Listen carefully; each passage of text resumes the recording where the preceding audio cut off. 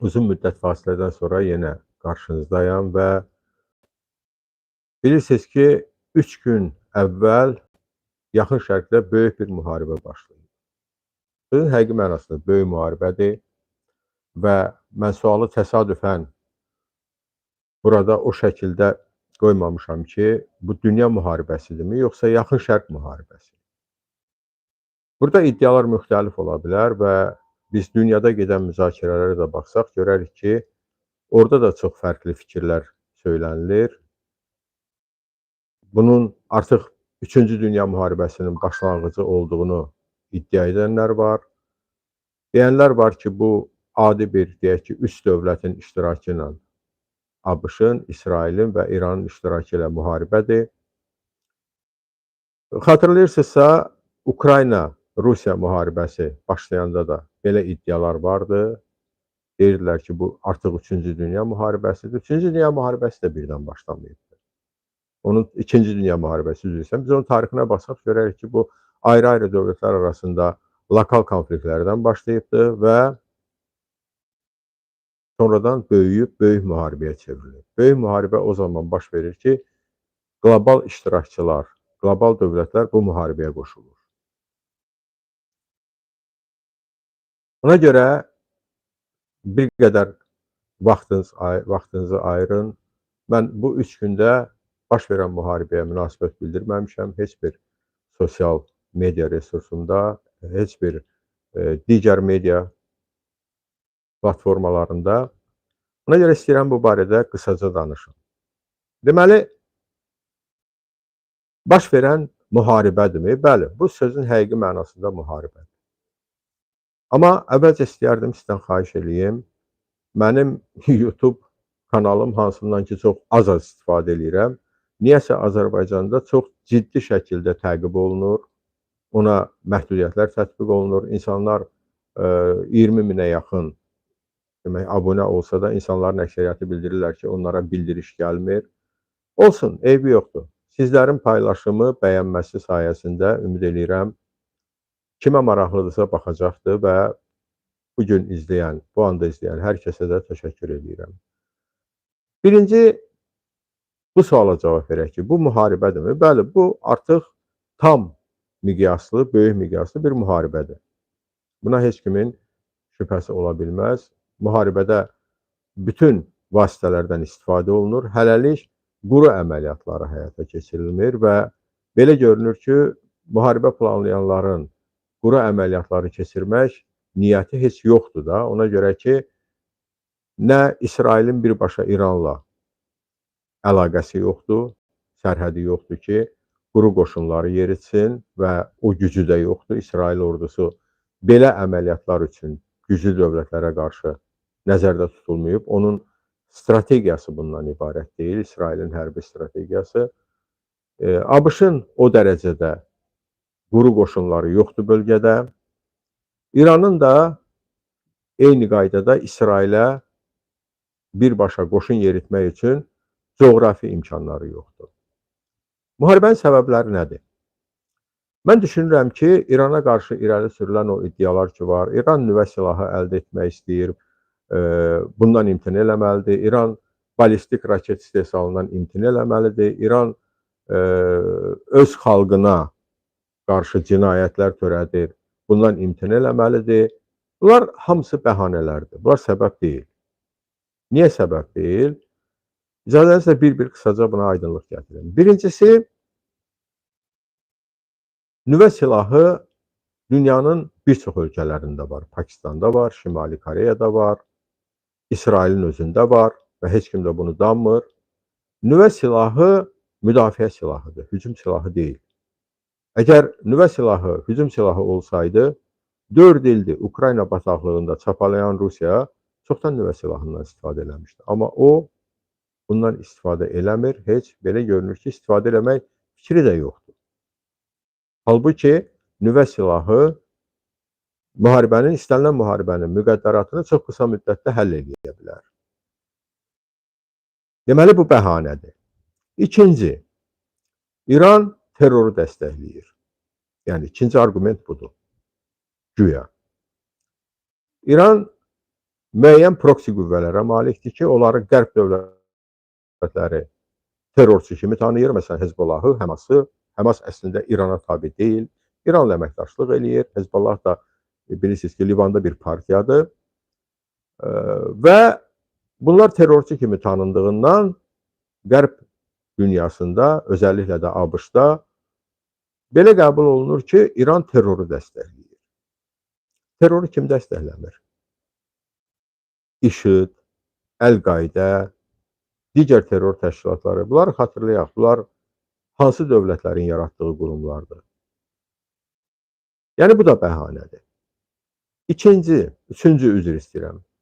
İran balistik raket istehsal eləyir. Hansı ölkələr balistik raket istehsal eləmir? İsrailin elə raketləri yoxdur. Şimali Koreyanın yoxdur.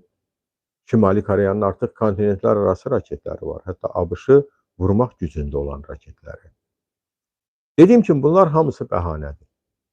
Təbii, İran narahat dövlətdir. Bunu heç kim inkar eləmir.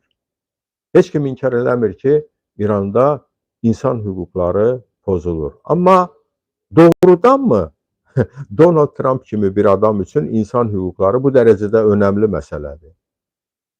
Bu, ABŞ-ın özündə, Amerika cəmiyyətinin özündə gülüş və nifrət doğuran bir argumentdir. Bəli, nifrət doğuran. Bu yerdə diqqətinizə bir şeyi çatdırmağı özümə borc bilirəm.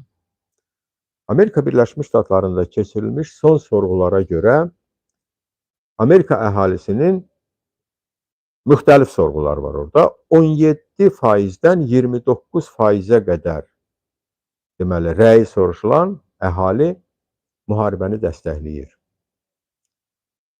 Çox aşağı rəqəmdir və bu təbiidir. Amerika cəmiyyətindən söhbət gedirsə, Amerika cəmiyyəti ekstremist cəmiyyət deyil. Amerika cəmiyyəti müharibə sevən cəmiyyət deyil və xüsusilə də bugün Amerika cəmiyyətinin özünün o qədər daxili problemləri var ki, onları hansısa bir ölkə ilə müharibə maraqlandırmır. O cümlədən də İranla. Və yeri gəlmişkən, müharibənin ilk günündə Amerika cəmiyyətinin özündə bugün əsas rəy formalaşdıran YouTube kanallardır və onların 10 milyonlarla izləyiciləri var. Həmin kanalların özündə bir 2 gün susqunluq müşahidə olundu. Amma 2 gündən sonra, yəni 3-cü gündən başlayaraq, bax bu gündən, Amerikada hələ bu gündür, artıq sabaha keçir.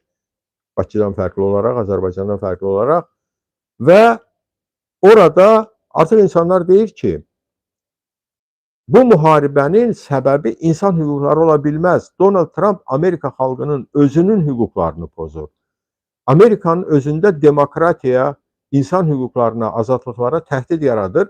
Gedib İranda bu güya insan hüquqları qoruyacaqdır. Bunlar əlbəttə hamısı absurddur. Həqiqətən, hər bir ölkənin sistem, rejim dəyişmək funksiyası, səlahiyyəti onun öz xalqına məxsusdur. Və heç bir xalqın iştirakı olmadan kənar müdaxilə ilə, əgər o daxildən dəstəklənməsə, hakimiyyət dəyişmək mümkün deyil. Yeri gəlmişkən, Amerikalıların bugün dediyi, Trump administrasiyasının dediyi bir iddia da odur ki, İranda rejim dəyişməlidir. Odur ki, keçək müharibənin əsas səbəblərinə. Yəni, bunlar bəhanələrdir. Burada 3 iştirakçı var. 3 fəal iştirakçı. Yəni, ərəb ölkələri onlar iştirakçılar deyil. Ərəb monarxiyaları bu işdə alətdirlər. Əsasən, ABŞ-ın tərəfində alətdirlər. İsrailin tərəfində alətdirlər.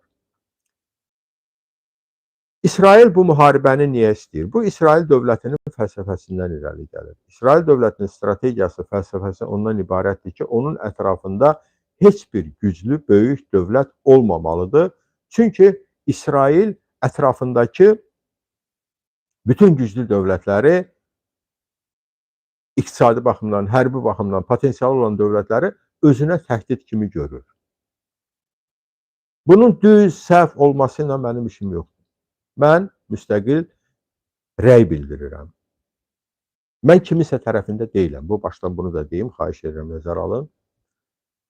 Və təsadüfi deyil ki, Bax, bu argumenti, bu strategiyanı elə İsrailli siyasətçilərin özləri təsdiq edirlər. Yəqin ki, bu günlərdə hər biriniz eşitmisiniz, İsrailin hakim Likud partiyasından çıxmış və İsrailin həmin o, belə deyək də, ekstremist siyasi qanadına mənsub olan siyasətçilərdən biri Naftali Bennett nə açıqlama verdi? Dedi ki, Türkiyə növbəti İrandır. Nə əlaqəsi? Türkiyənin İranla nə əlaqəsi? Niyə indidən İsrail İran məsələsini öz aləmində çözməmiş Türkiyəni hədəf alır?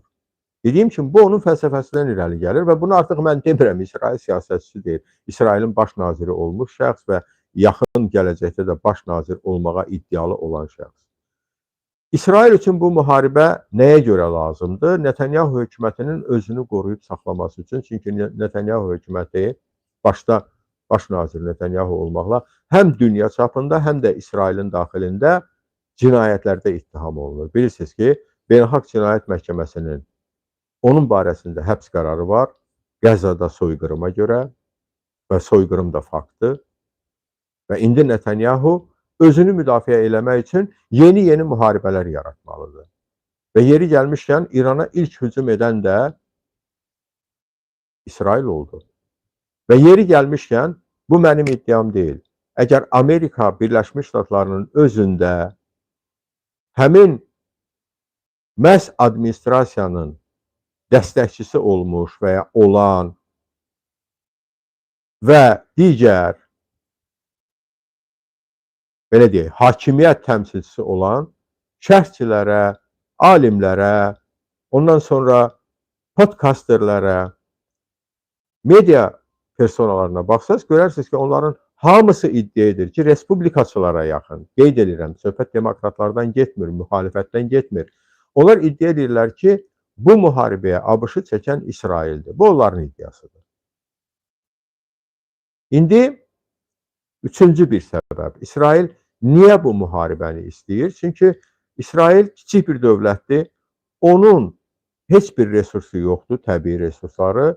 Və o düşünür ki, bu yolla özünə layal hakimiyyətlər yaratmaqla, məsələn, bilirsiniz, İsrail bugün o şahın oğlunu hakimiyyətə gətirmək haqqında düşünür və çox ciddi şəkildə özünün həm İsraildəki resurslarında, həm dünyadakı, həm də Azərbaycandakı resurslarında Azərbaycan xalqına qənim kəsilmiş, düşmən olmuş Pəhləvinin övladı təbliğ olunur. İranın az qalan növbəti lideri kimi. Halbuki onun şansları sıfıra bərabərdir. İranda ümumiyyətlə müxalifət yoxdur. Yoxdur. Ona görə ki, İran kimi bir avtoritar rejimdə real müxalifət ola bilməz. Real müxalifət dedikdə onun iqtisadi resursları olmalıdır, media resursları, siyasi resursları, institusional qurumları olmalıdır. Bunlar yoxdur. Necə ki, Azərbaycanda müxalifəti çox aciz, əzilmiş bir vəziyyətə salıb avtoritar rejim, eyni ilə İranda onu daha sərt şəkildə tətbiq ediblər və İranı alternativlərdən məhrum ediblər. Yəni, hakimiyyət İranda yalnız və daxili, deyək ki, hakimiyyət daxili qruplardan, onların iştirakından formalaşa bilər növbəti mərhələdə. Amma İsrail istəyir ki, məsələn, deyək ki, Pəhləvi, vaxtilə Məhəmməd Rza Pəhləvi kimi ona layal olmuş bir hakimiyyət olsun və İsrail İranın böyük təbii resurslarından yararlansın. Əlbəttə, enerji resurslarından gedir söhbət ilk növbədə. ABŞ üçün bu nə deməkdir? Təbii ki, mən bu nağıllara inanmıram ki, İsrail kimi kiçik bir dövlət, hətta onun lobbiçilərinə baxmayaraq, onun Amerika hökumətinə təsirlərinə baxmayaraq, Amerika Birləşmiş Ştatlarını çəkib müharibəyə cəlb eləyə bilər. ABŞ-ın öz marağı olmasa, o heç vaxt getməz bu müharibəyə.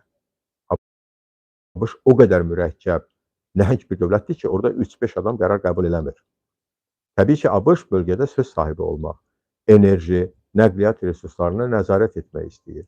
Yaxın Şərq, bunu mən çıxışlarımda hər zaman demişəm, imperiyaların beşiyidir. Yaxın Şərqdə təmsil olunmayan, Yaxın Şərqə nəzarət eləməyən imperiya deyil. Bizim eradan əvvəl 5-ci əsrdə mövcud olmuş Əhəmənilər imperiyasından tutmuş, ta Britaniya imperiyasına qədər, bugünkü ABŞ imperiyasına qədər baxsaq görərik ki, bunların hamısı Roma, Bizans, Osmanlı, Səlcuqlar, Monqol-Tatar imperiyası, bunlar hamısı yalnız Yaxın Şərqə sahibləndikdə imperiya olubdur. Başqa cür imperiya olmaq qeyri-mümkündür. Niyə? Çünki Yaxın Şərq bir coğrafi düyündür ki, o 3 mühüm məkanı özündə birləşdirir. Asiya, Avropa, Afrika. Bilirsiniz, Amerika, Avstraliya bunlar kənardadır. Ora kimin nəzarət eləyəcəyi dünyanın müqaddəratını həll eləmir. İran üçün bu nə deməkdir? İran üçün bu öz mövcudluğunu qoruyub saxlamaqdır, bölgədə təsir imkanlarını qoruyub saxlamaqdır və öz resurslarına nəzarəti əldə saxlamaq deməkdir. Təbii, İrandakı mövcud rejimin də özünü qorumaq marağı var. Çünki hər kəs anlayır ki, onlar hakimiyyəti itirsələr, nə ilə üzləşəcəklər? Beləliklə, gördüyümüz kimi, iki dövlət üçün, İran və İsrail üçün və bu müharibə ekzistensial müharibədir. Yəni, mövcudluğu naminə, mövcudluğunu qorumaq, mövcudluğunu təmin etmək üçün olan müharibədir. ABŞ üçün bu geosiyasi, geostrateji, geoiqtisadi müharibədir. Bəs müharibədə iştirak edən kimlərdir? Bayaq dedim, İsrail başladı, ABŞ qoşuldu, İran cavab verir. Prosesdə iştirak edən başqa ölkələr varmı? Açıq şəkildə yoxdur. Bir daha haşiyə çıxım. Bayaq dediyim kimi, Körfəz monarxiyaları, Ərəb ölkələri, onlar bu müharibədə iştirakçı deyil. Onlar proksidir. Onlar daha çox bir alət rolunu oynayır. Çin varmı? Əlbəttə, pərdə arxasında Çin var. Çin var. Bilirsiniz ki, müharibə təsadüfən baş vermədi. Keçən il baş verən 12 günlük müharibə məhz bu müharibəyə testidir. Həm İran, həm İsrail, həm ABŞ özünün zəif nöqtələrini həmin 12 günlük müharibədə sınaqdan çıxardı, atəşkəs elan olundu və hər kəs başladı daha böyük müharibəyə hazırlaşmağa.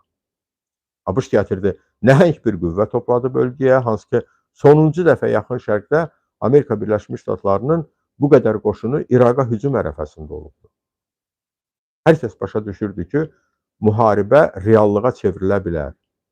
Təbii ki, o təhdid kimi də istifadə oluna bilərdi, İrana təzyiq kimi də, amma gördüyümüz kimi bu təzyiq, bu təhdid heç bir nəticə vermədi və artıq dediyim kimi İsrailin təhriki ilə, onun başlanğıcı ilə ABŞ müharibəyə qoşuldu. Rusiya varmı? Hər hansı bir şəkildə var əlbəttə. Çin müharibə ərəfəsində İrana onlarla təyyarə, hərbi nəqliyyat təyyarəsində yük daşıdı. Bugün İran çox dəqiq şəkildə müxtəlif ölkələrdə, Körfəz ölkələrində ABŞ resurslarını müəyyənləşdirib vurur. Məsələn, otellərdə kəşfiyyat və yaxud Pentagon nümayəndələrini, hansısa şəhərlərdə, dinc şəhərlərdə ilk baxışdan hansısa ABŞ resurslarını müəyyənləşdirir. Hərbi bazalarda öz yerində. Deməli, bugün həmin hədəfləri saysaq, biz görərik ki, İranın hədəfə aldığı neçə ölkə mövcuddur.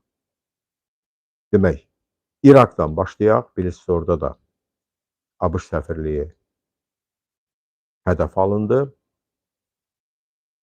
Hələlik bir Suriyada yoxdur, Livan orada yoxdur, İordaniya ikinci, Birləşmiş Ərəb Əmirlikləri üçüncü, Qətər dördüncü, Bəhreyn beşinci, İsrail altıncı. Əsas hədəfə alınan bunlardır. Niyə hədəf alınır? İran düzgünmü taktika həyata keçirir? Bunu söyləmək çətindir. Bir tərəfdən bu müharibə coğrafiyasının genişləndirilməsi deməkdir. Digər tərəfdən isə bayaq dediyim kimi İran üçün bu, özəlliklə İran və İsrail üçün bu ekzistensial müharibədir. Mövcudluğu qoruyub saxlama müharibəsidir. Yəni İsrail bölgədə özünü təhlükəsizləşdirməsə, resurslara nail ola bilməsə, əli çatmasa, İsrail müəyyən bir müddətdən sonra təbii ki, indiki templə inkişaf edə bilməyəcək, xüsusilə ABŞ-ın daxilində İsrailə münasibətin negativ istiqamətdə dəyişdiyini nəzərə alsaq, o ABŞ dəstəyindən də tədricən məhrum ola bilər və biz bu günlərdə gördük ki, İsrail Hindistanla böyük bir anlaşma, böyük bir müqavilə imzaladı. Bu da təsadüfi deyil. Yəni İsrail artıq öz xarici siyasətini müxtəlif vektorlara bölməyə başlayıbdır.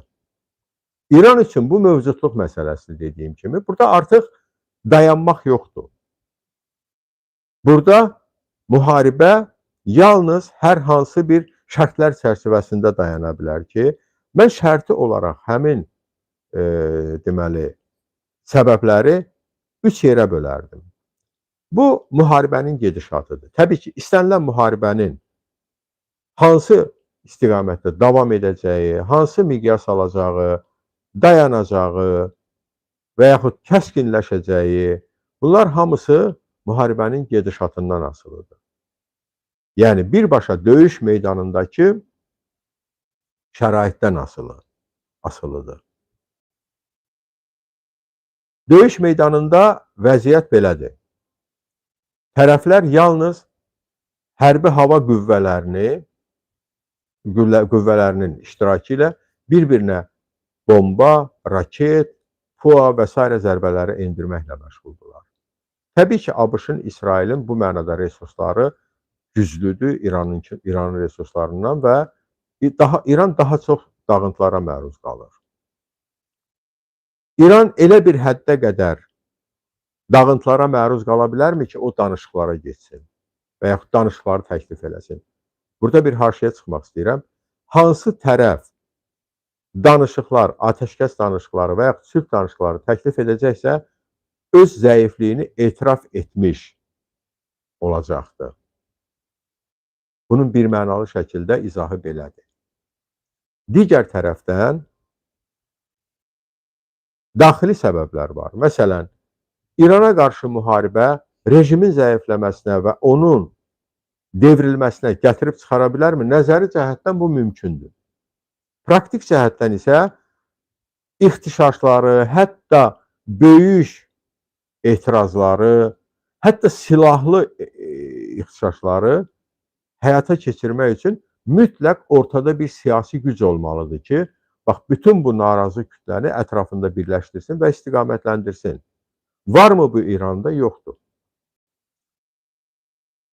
2011-ci ildə Suriyada başlayan eyni proses demək olar ki, 15 il çəkdi. Niyə? Məhz həmin alternativ siyasi qüvvə yox idi ortada. Bax, bütün o etirazçı kütləni, əhalinin etirazçı hissəsini birləşdirərək ortaya çıxaran, meydana çıxaran, hakimiyyəti dəyişən qüvvə yox idi. Ta o qüvvə İdlibdə formalaşanacan, gəlib çıxanacan, o da terrorçular idi də, bilirsiniz. Yəni ki, bugün Suriyada hakimiyyətdə olanlar Əl-Qaidədən, nə bilim, IŞİD-dən, hər şeydən keçmiş adamlardır. Burada söhbət siyasi müxalifətdən getmir. Silahlı müxalifətdən gedir.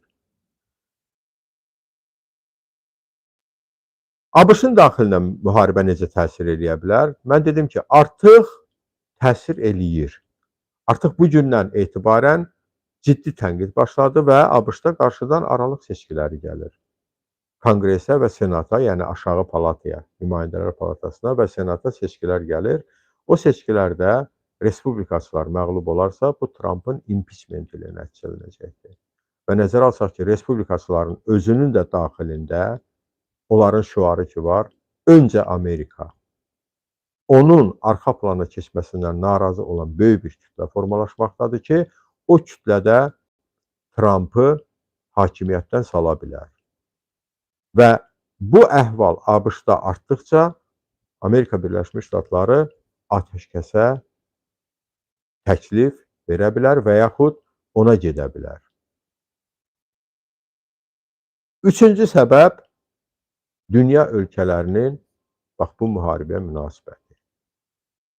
Aktiv şəkildə müharibəyə Çin məsələn və yaxud Rusiya, Böyük Britaniya qoşula bilərmi? Nəzəri baxımdan qoşula bilər. Niyə qoşula bilər? Birincisi, bu Rusiyanın cənub sərhədidir. Rusiya bunu təhdid kimi qəbul eləyir və Rusiyanın bugün başı Ukraynaya qarışıbdır. Belə yanaşmalar da var. Mən düşünmürəm ki, Rusiya müharibəni başlamaq istəsə və yaxud müharibəyə qoşulmaq istəsə, o ümumiyyətlə hansısa amilləri nəzərə alacaq. Baxın, bugün ABŞ-da yayılan məlumata görə 6 Amerika hərbiçisi həlak olubdur və artıq Amerikada etirazlar başlayır. Siyasi, ictimai müstəvidə, media müstəvisində Rusiya Ukrayna müharibəsində 400 mindən yuxarı insan itirib, amma Rusiyada etiraz yoxdur müharibədə. Çünki birincisi, orada insan həyatının dəyəri yoxdur. İkincisi, Rusiyada aktiv siyasi məkan yoxdur. Bu amil təsir edə bilər. Dediyim kimi, İranda hakimiyyətin dəyişməsi istiqamətində hadisələr baş verərsə, bu müharibənin dayanmasına səbəb ola bilər. ABŞ-da siyasi proseslər sürətlənərsə, etirazlar sürətlənərsə, bu müharibənin dayanmasına səbəb ola bilər. Və üçüncü, dünya ölkələrinin reaksiyası. Dünya ölkələrinin reaksiyası dedikdə mən birbaşa həmin o proseslərə müdaxiləni nəzərdə tuturam. Bəs müharibə nə ilə nəticələnə bilər? Bu barədə danışmaq hələ tezdir. Mən hansısa nəzəri fikirlər söyləmək istəmirəm. Bilirsiniz, Azərbaycan media məkanında artıq İranı 5, 15, 4, 3 yerə bölənlər var. Artıq Pəhləvini hakimiyyətə gətirənlər var. Azərbaycanı birləşdirənlər var. Bunlar hamısı müharibənin sonunda görünəcəkdir. Bugün belə proqnozlar vermək, belə ehtimallar söyləmək yanlışdır. Amma ehtimal elə bir şeydir ki, təbii ki, onu deməyə hər kəsin haqqı var. İranda mənim təsəvvürümdə 3 ssenari mümkündür. Birinci ssenari, heç nə dəyişmir. Hakimiyyət daxildən transformasiya olur. Bilirsiniz ki, İranın bu müharibədə də xeyli siyasi, hərbi təmsilçiləri, o cümlədən ali dini rəhbəri qətlə yetirildi və istər-istəməz bu İranın daxilindəki, hakimiyyətin yəni daxilindəki qüvvələrin nisbətinə öz təsirini göstərəcəkdir. Amma bu yenə daxildən dəyişiklik olacaqdır. Bundan sonra İran rejimi yumşala bilərmi? Bilmirəm. Yumşalada bilər, daha da sərtləşə bilər. Bunu heç kəs deyə bilməz. Heç kəs deyə bilməz bugün. Digər tərəfdən, İranda deyək ki, kənar qüvvənin, məsələn, ABŞ-ın, İsrailin və hətta ərəb ölkələri ora qoşulsa, iştirakı ilə hakimiyyət dəyişmək mümkündürmü? Dediyim kimi, bu yalnız o zaman mümkündür ki, quru əməliyyatları həyata keçirilsin və İran ərazisi işğal olunsun. Bu isə qeyri-mümkündür.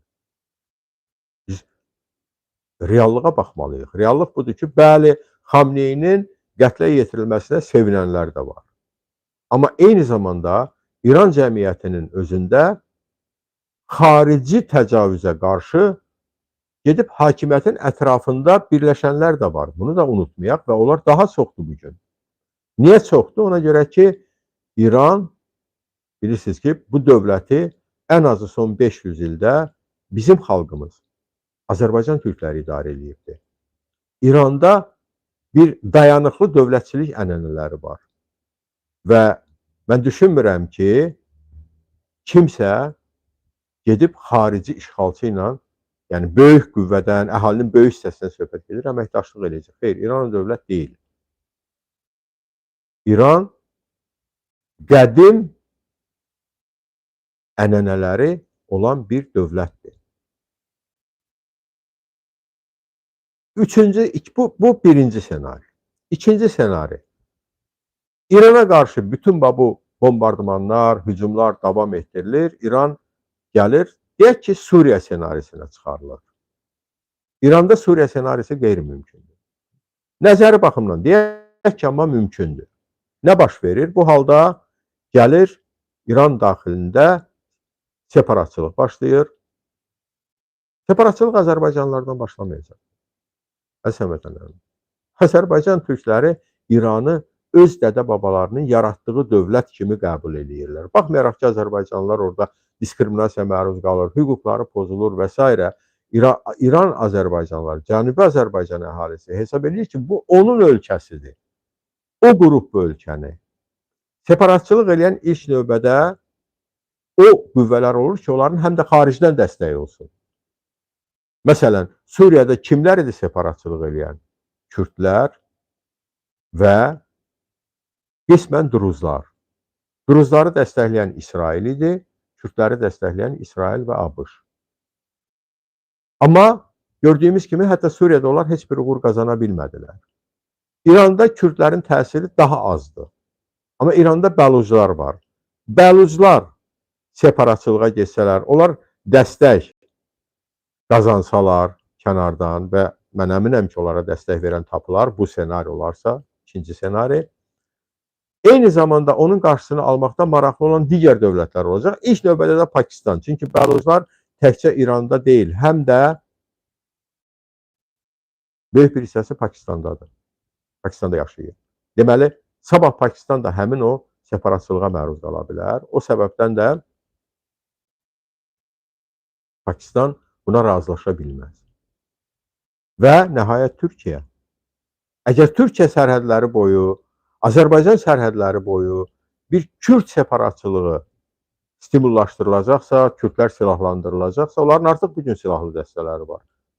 Var, həqiqətən var. PJAK özü bir terrorçu təşkilatdır. PKK-dan onun heç bir fərqi yoxdur. Bu halda Türkiyə ora mütləq qoşun yeridəcək. Mən o senaridən danışıram ki, İranda mərkəzi hakimiyyət yoxdur. Dağılıb, pərən-pərən düşüb ölkə. Hərçənd bu senarini çox az ehtimal olunan senari hesab edirəm. Və bu halda Türkiyə o separatçılığın qarşısını alacaqdır. Çünki Türkiyə təzəcə bir separatçılığı başa çatdırmaqdadır. Suriyada, ondan əvvəl İraqda və indi də İranda bu separatçılığın baş qaldırılmasına yol verə bilməz. Çünki bu Türkiyə ilə həmsərhəd bölgədir. Azərbaycan bu halda nə etməlidir? Bir daha deyirəm, söhbət o senaridən gedir ki, İranda mərkəzi hakimiyyət ölkəyə nəzarəti itirir, o artıq yoxdur, Suriya senarisi baş tutur.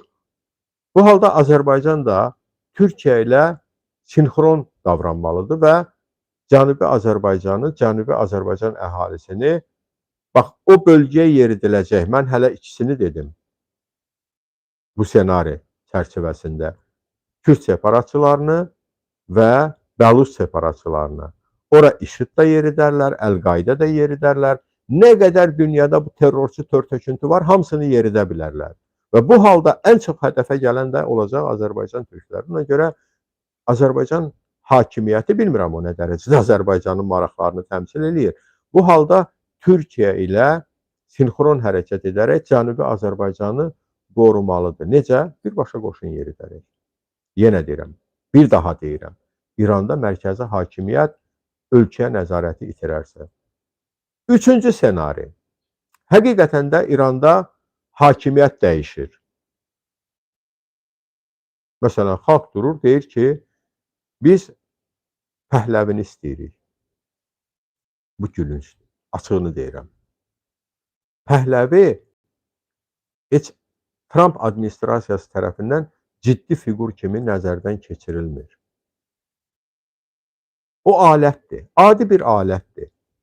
Baxın, Trump administrasiyası neynədi? Maduranı oğurlayıb gətirdi Amerikaya. Və onların bir müxalifət lideri var, hətta Nobel sülh mükafatı da aldı. Maria Corina Machado. O qadın durmadan İsrailə yaltaqlandı, Qəzzada törədilən soyqırıma bəraət qazandırdı. Nobel sülh mükafatı almış adam soyqırıma bəraət qazandırdı.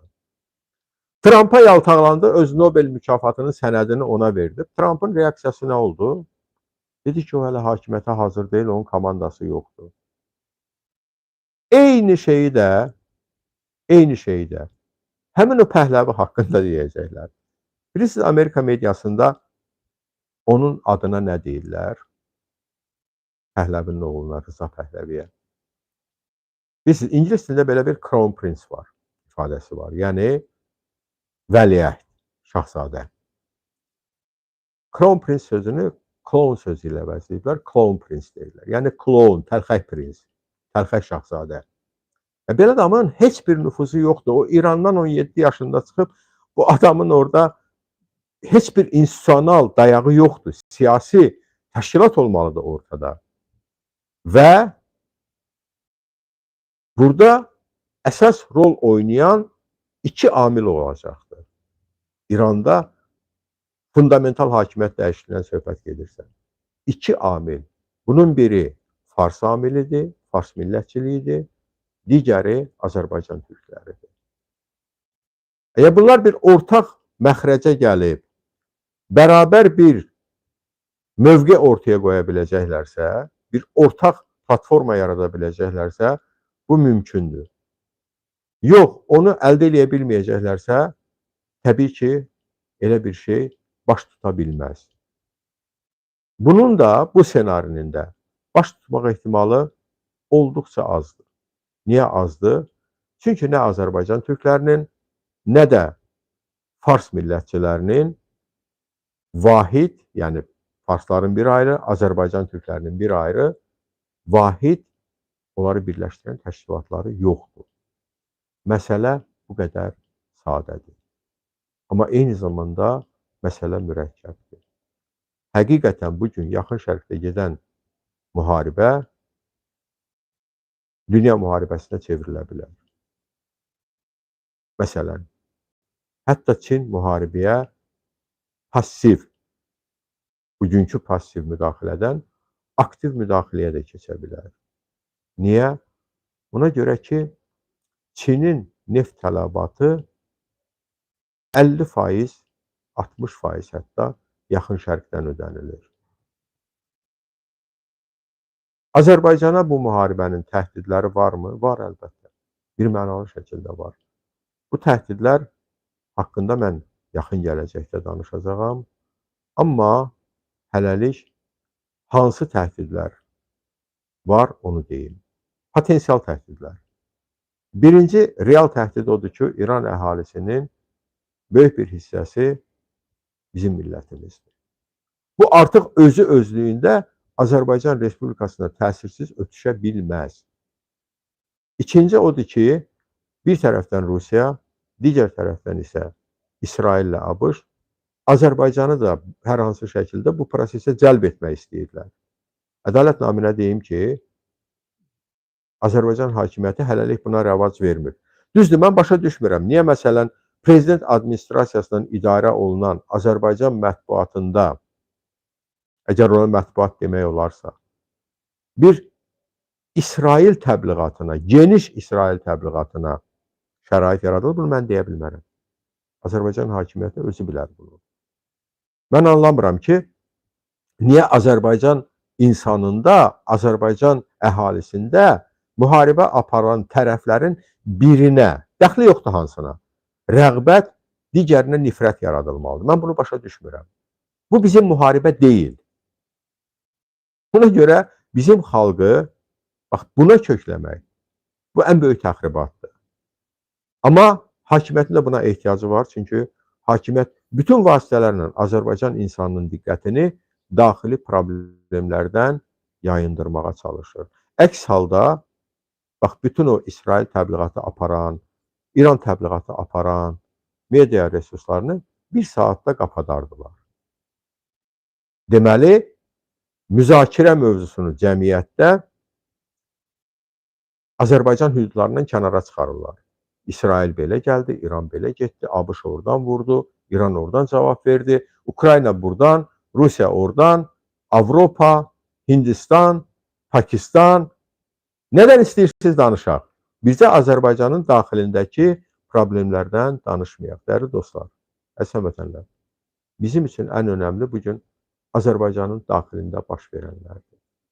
Əgər Azərbaycan insanı aylarla övladına ət ala bilmirsə, Azərbaycan insanı xəstə uşağına dərman ala bilmirsə, Azərbaycan insanı uşağına geyim alıb onu məktəbə göndərə bilmirsə, onun uşağı təhsilsiz böyüyürsə, ən böyük faciə budur. Ən müzakirə olunmalı məsələ budur. Azərbaycan hakimiyyəti özünü karlığa, korluğa, türkülüyə qoyub, öz media resurslarında yalnız xarici məsələləri müzakirə edir. Biz cəmiyyət olaraq, xalq olaraq daxildəki problemlərimizin müzakirəsinə qayıtmalıyıq. Biz imkan verməməliyik ki, İran, İsrail, Amerika, onlar nə istəyir eləsinlər. Onlar bizim iradəmizdən asılı deyil. Biz orada həll eləmirik heç nəyi. Biz öz müqəddəratımızı, öz taleyimizi həll eləməliyik ki, sabah hansısa bir xarici ölkə gəlib bizə növbəti İlham Əliyevi təyin eləməsin.